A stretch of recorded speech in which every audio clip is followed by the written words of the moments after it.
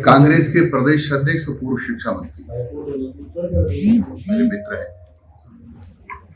लेकिन थोड़ा मानसिक संतुलन खो बैठे।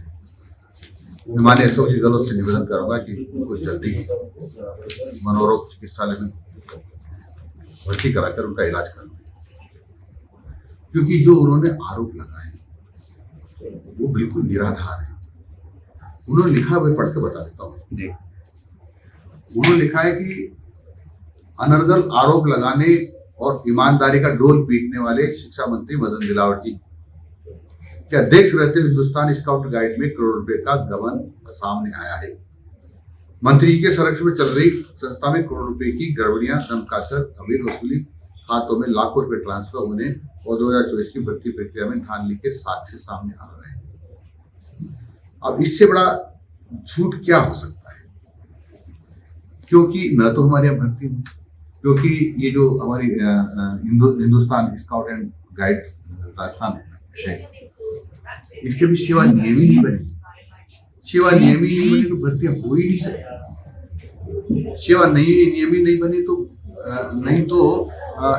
इनको इसकी राशि दी नहीं जा सकती। हाँ, इसके लिए 1.5 करोड़ रुपए का आवंटन किया था, लेकिन सेवा नियम नहीं बनने के कारण से उनको निरस्त करना पड़ा कि उनको भुगतान नहीं कर सकते थे। इसलिए कह रहा हूं कि ये पगला गए हैं, मानसिक संतुलन खो बैठे हैं। रोडासरा जी मेरे मित्र, भगवान करे उनका ज्यादा दिमागी संतुलन न बिगड़े। इसलिए तुरंत गहलोत जी से मेरी प्रार्थना रहेगी, आज ही अभी ही उनको राजस्थान के अच्छे मनोरोग चिकित्सालय में भर्ती कराएं। तो मतलब डोटासरा साहब के लिए अभी ये जरूरत आन पड़ी है कि उन्हें मनोरोग अस्पताल में भर्ती कराना पड़ेगा? बिल्कुल कराना चाहिए। और जो और भी आरोपों की बात करें ना, मेरे पास जांच रिपोर्ट है, वो सारे निराधार पाए गए। तो ये आपको बता दूं मैं।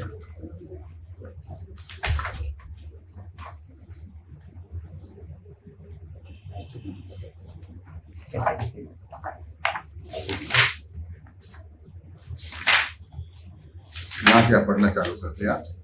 ये मैं पढ़ता हूं। आरोप 1 में लिखा है, Hindustan scout and guide Rajasthan राज्य द्वारा किए गए दस्तावेजों के आधार पर आरोप खारिज किया जाना प्रस्तावित है। यानी आरोप खारिज करने का जांच का निर्णय। दूसरा लिखा है कि राज्य उपलब्ध कराए गए दस्तावेजों के परीक्षण पश्चात आरोप निराधार प्रतीत होते हैं। यह तथाकथित Hindustan and guide association Jaipur द्वारा दूसरी संस्था है, बनाए गए आरोप पुष्टि हेतु कोई दस्तावेज संलग्न नहीं है। वो Hindustan scout and guide Rajasthan राज्य द्वारा उपलब्ध कराए गए दस्तावेज आधार पर आरोप खारिज किए जाने की अनुशंसा की जाती है। ठीक है।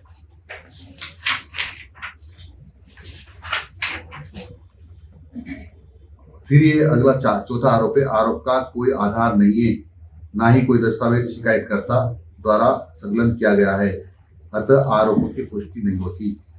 आरोप नंबर 5, शिकायतकर्ता द्वारा इस संबंध में कोई दस्तावेज संलग्न नहीं किया है, अतः आरोप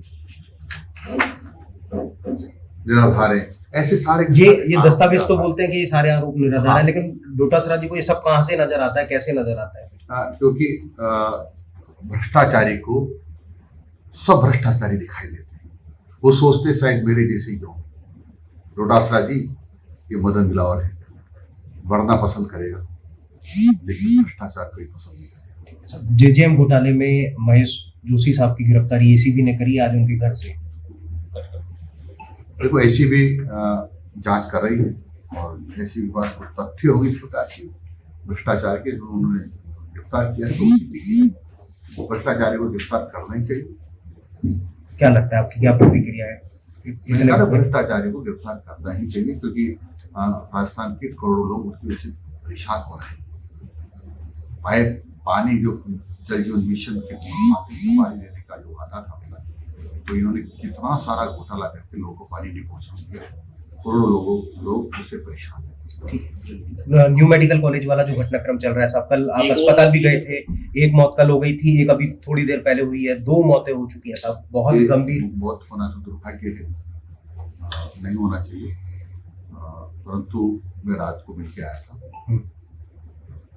डॉक्टर्स की टीम बनी है, वो उसकी सारा देख रही, क्योंकि मैं तो डॉक्टर नहीं जो उसके बारे में कुछ टीका टिप्पणी करूँ, लेकिन इसकी जानकारी माननीय लोकसभा अध्यक्ष जी ने माननीय मुख्यमंत्री जी को दी होगी, और इसी आधार पर वहाँ टीम भी आएगी और इस सारे तथ्यों की जांच भी करेगी, और जो प्रभावित थे महिलाएं, उनका इलाज अच्छा हो, ऐसा हमने रात भी कहा है, अभी भी कर रहे हैं, और सरकार का हमेशा प्रयास रहेगा कि अच्छा इलाज हो। 2 की मौत और 4 मतलब दुर्भाग्य मौत होना अच्छा नहीं है। मैं उनके परिवार के लोगों को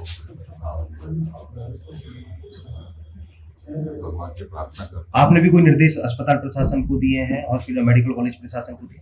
मैंने यही कहा है कि बेस्ट एफर्ट्स करें ताकि जल्दी से जल्दी ठीक हो।